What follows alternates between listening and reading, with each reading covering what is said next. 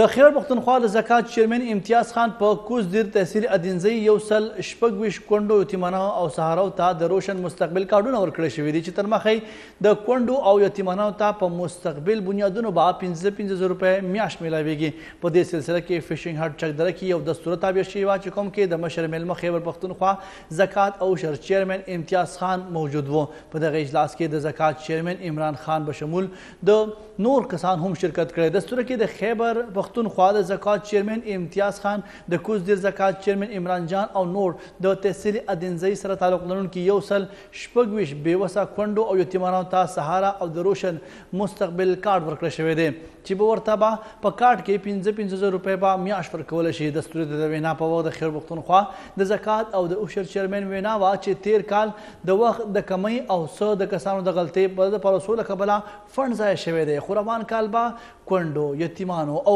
غریب مریضانو سره مستحق خلکو ته به د روزګار دپاره پیسې به هم ورکولی شي. امتیاز خان وینا وه چې دوی د خیبر پښتونخوا هر ډیویژن هیډ کوارټر او ضلعي په سطح غریبانو له ودونه کولو اجتماعي پروګرام تابعیګانې به هم کوي چې په کوم کې بعد جهیز 2 لک روپۍ نه والا دغه هم ورکولی شي او د دې نه علاوه خوراک څښاک به هم ورکولی شي او د واده جوړه چې ده